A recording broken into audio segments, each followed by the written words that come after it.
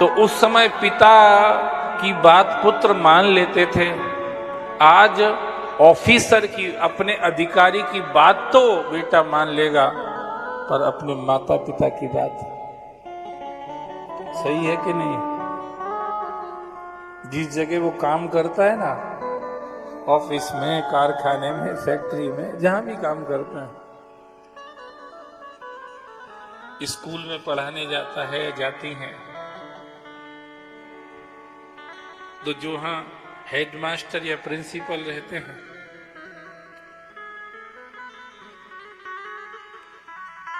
उनकी बात वो मान लेंगे। वो घर में आएंगे, आपने कुछ कहा तो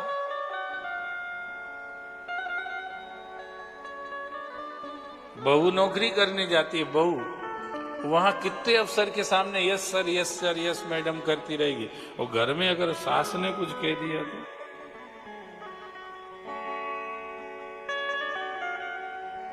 ऐसे ही बेटों की स्थिति है। पर ये हम उस समय की आदि काल की बात बता रहे हैं। उस समय शिवजी ने देखा कि दोनों बच्चे लड़ रहे हैं, तो शिवजी उन दोनों के बीच में एक ज्योतिर्स्तंभ के रूप में प्रकट हो गए, ये बताने के लिए कि तुम इसका ही और छोर का पता लगा लो। ये जो ज्योतिर्लिंग या भगवान का जो शिवलिंग है, ये प्रकृति का द्योतक है महाराज। शिवजी ये बताना चाह रहे थे कि तुम प्रकृति का ही पार पालो, तो परमात्मा को तो बाद में देखना फिर। और अगर तुम प्रकृति का पार नहीं पा सकते, तो परमात्मा का पार कैसे पा पाओगे?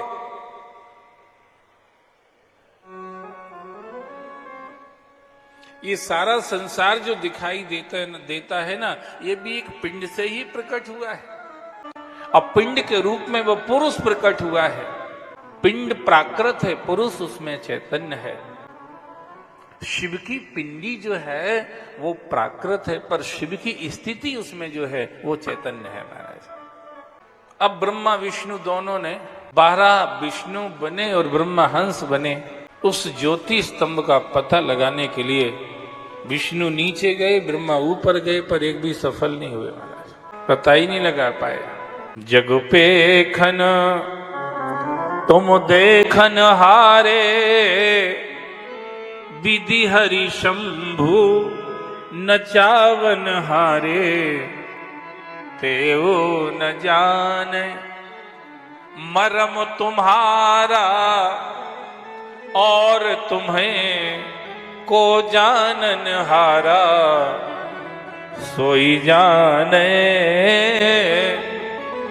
यही देहु जनाई, जानत तुम्हें तुम ही हुई जाई, तुम्हारी ही कृपा तुम ही रघुनंदन, जानहि भगत भगत उर चंदन, तुम्हारी ही कृपा। भगवान को छल कपट से कोई नहीं पा सकता है, भगवान को छल कपट से नहीं जाना जा सकता है। मन क्रम वचन छाड़ चतुराई, तो भजत कृपा करें रघुराई। ये छल कपट छोड़ के परमात्मा को पाया जाता है। ब्रह्मा जी ने छल किया, केतकी के फूल को गवाह बना करके और विष्णु के सामने आ गए कि मैंने पार पा लिया है। अब उनको ये पता ही नहीं था कि छल कपट से नहीं, उनकी कृपा से कोई समझ सकता है। सोई जाने जी देहु जनाई, छल कपट से। परिणाम ये हुआ कि ब्रह्मा जी 5 सिर के थे पहले। भगवान शिव को गुस्सा आ गया, झूठ का सहारा लेता है सफल होने के लिए, उसका परिणाम क्या होगा यहीं से देख ले।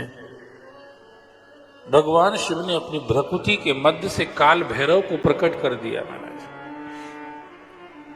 काल भैरव है ना, उज्जैन में भी है काल भैरव। इतना प्रेशर में है लोगों का दिमाग कि महाकाल ना भी जाए, काल भैरव जरूर जा रहे हैं।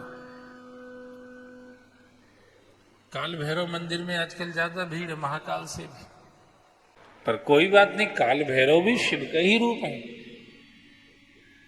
शिव के भ्रकुटी के मध्य से काल भैरव का मार्गशीर्ष मास की अष्टमी तिथि को प्रकट हुआ है। काल भैरव को प्रकट के करके भगवान शिव ने कहा, ब्रह्मा जी झूठ बोल रहे हैं, इनका जिस मुंह से झूठ बोला उस सिर को काट दो। काल भैरव ने कोई तलवार, कोई कुठार कुछ नहीं लिया, नाखून से ही ब्रह्मा जी का सिर काट दिया। काल भैरव कितने पावरफुल हैं। कहते हैं एक बार जो काल भैरव के मंदिर में जाके माथा टेक के उनकी परिक्रमा करके प्रणाम कर लेता है, करोड़ों जन्मों के पाप उसी समय खत्म हो जाते हैं।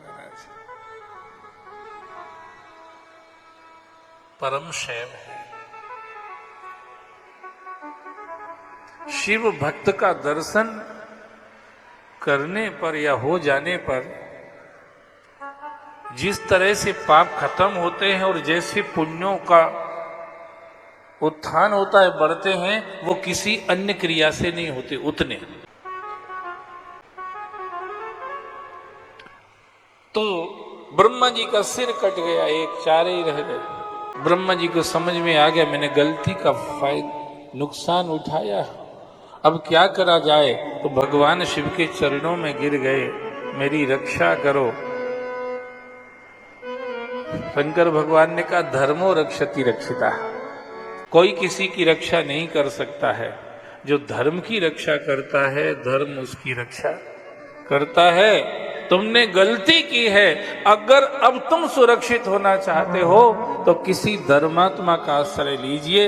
ये विष्णु ने धर्म का आश्रय लिया है, सत्य पर टिके रहे हैं, इसलिए ब्रह्मा जी अब तुम्हें अपने जीवन की यात्रा को चलाने के लिए विष्णु के आश्रय में रहना चाहिए।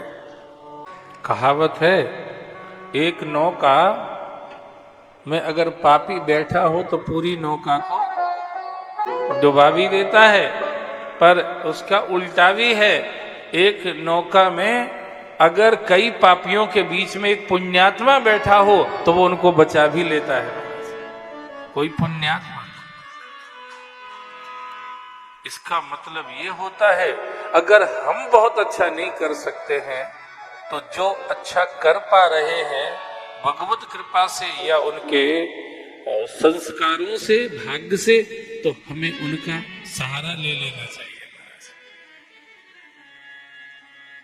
उनका आश्रय ले लेना चाहिए।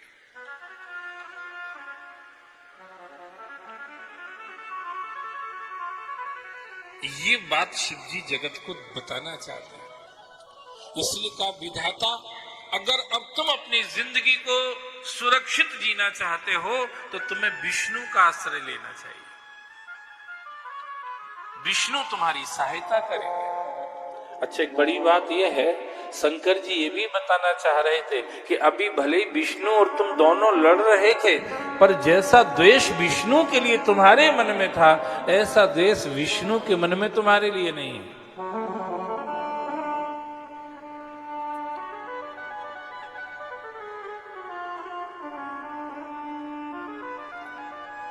लक्ष्मी, सती और सावित्री अगर अनसुईया के सामने 19 हो जाती हैं तो उसका कारण क्या है? क्या अनसुईया जैसी सती नहीं है ये तीनों? क्या इनके पतिव्रत में कोई कमी है? नहीं है कमी।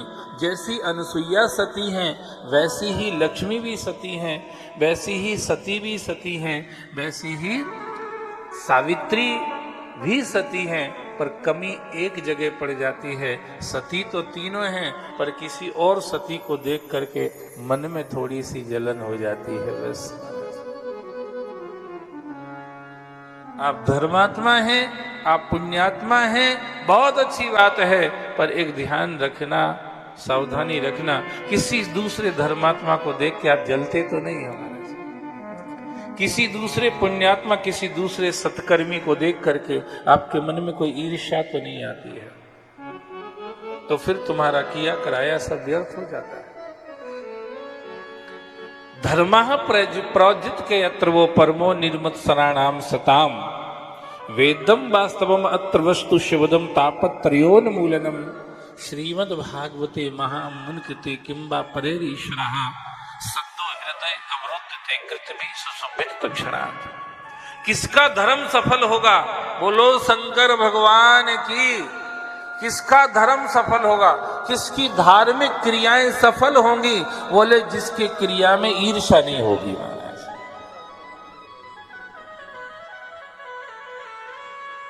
किसी दूसरे के प्रति मात्सर्य नहीं होगा, जलन नहीं होगी।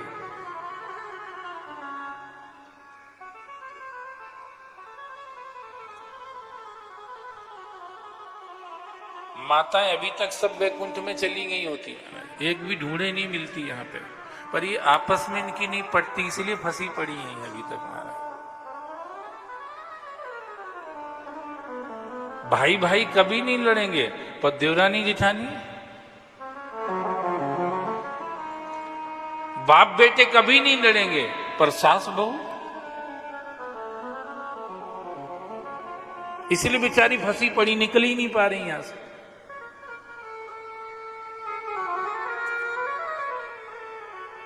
नहीं तो मंदिर में यही ज्यादा जाती हैं, पुरुष लोग इतने नहीं जाते। पूजा यही ज्यादा करती हैं। घर में आरती, आप देखो संध्या का समय हो रहा है, इस समय घर में आरती करता कौन दिखेगा? घर की बात कर रहा हूं, ईमानदारी से। पुरुष का इक्का दुक्का करता होगा, स्त्रियां ही करती बेचारी। व्रत देखो तो वही कर रही है, तीर्थ देखो तो वही कर रही है, दान पुण्य देखो तो वही कर रही है, फिर भी क्यों फंसी पड़ी है? क्यों निकल क्यों नहीं पा रही हैं? एक गलती कर रही हैं बस, जो गलती लक्ष्मी भी कर रही थी, सती भी कर रही थी, सावित्री भी कर रही थी, अनसुईया के प्रति उनके मन में जलन थी बस। ये इतनी बड़ी कैसे हो गई कि हमसे ज्यादा इसका नाम लिया जा रहा है, बस ये बात, हमसे ज्यादा। और उसका परिणाम ये हुआ कि तीनों देवता वहां गए, अनसुईया ने तीनों को 6-6 महीने का बना दिया, और तीनों की पत्नियां जब ढूंढते ढांढते वहां पहुंची तो एक भी अपने पति को बड़ा नहीं कर पाई महाराज, एक भी नहीं कर पाई, ना लक्ष्मी, ना सती, ना सरस्वती, कोई नहीं कर पाई। अब क्या करें? पति तो चाहिए ही है ना। आजकल तो स्कूल में पढ़ाने चली जाए मैडम बन के, पर उस समय तो ऐसी कोई व्यवस्था नहीं थी। तो जीवन यापन के लिए तो पति तो चाहिए, तो पति तो चाहिए ही था। अब क्या करें, कैसे इनको बड़ा करें? पति छोटा नहीं, बच्चा थोड़ी चाहिए, बच्चा के तो खुद ही देखभाल करना पड़ती है। बड़ा चाहिए, बड़ा पति चाहिए, बड़ा आदमी पति, पर बड़ा कर नहीं पाई। तब अनसुईया ने ही अपने पति का जो चरणामृत लेती थी ना, उसी जल को जब तीनों देवताओं के ऊपर छींटा तो वे 6-6 इंच के थे, नहीं 6-6 फीट के हो गए। ये अंतर था बस। पतिव्रता चारों थी, पर अनसुईया उनको सुपरसीट इसीलिए कर गई क्योंकि अनसुईया के मन में ईर्ष्या नहीं थी बस।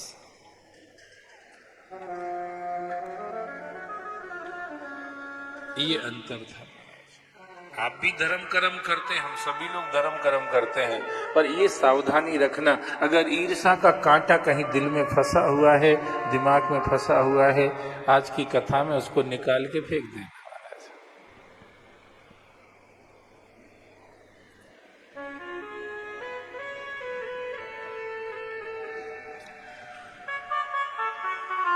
शंकर भगवान ने कहा, विधाता तुम्हें इसलिए विष्णु का आश्रय लेना पड़ेगा क्योंकि इस संसार की रक्षा वही कर सकता है जो सत्य में स्थित है महाराज।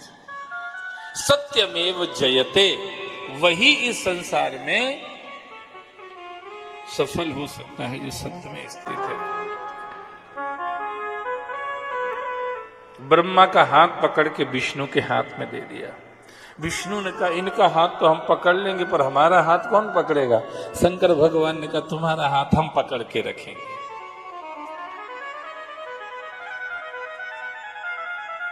जब जब तुम अवतार लोगे, संसार के कल्याण के लिए। उस समय मैं भी तुमसे मिलने के लिए, तुम्हारा दर्शन करने के लिए, तुमको बूस्टअप करने के लिए मैं भी आया करूंगा।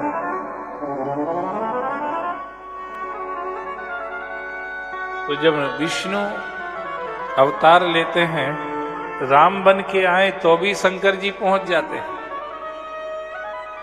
अयोध्या में पहुंच जाते हैं महाराज। कृष्ण बन के आए तो ब्रिज में पहुंच जाते हैं शिव जी।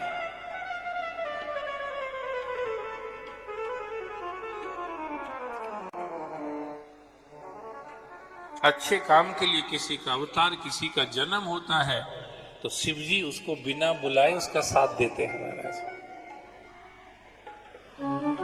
आप हम सब भी अच्छे काम में लग जाएं तो शंकर जी हमको बैकअप करेंगे महाराज। लग जाओ सब अच्छे काम में, अलग से जल चढ़ाने की जरूरत नहीं पड़ेगी, बिलपत्र चढ़ाने की जरूरत नहीं पड़ेगी, अलग से धतूरा चढ़ाने की जरूरत नहीं पड़ेगी, अलग से समीपत्र तुमको ढूंढना नहीं पड़ेगा। तुम सिर्फ अच्छे काम में लग जाओ, शिव जी तुम्हारे साथ हैं।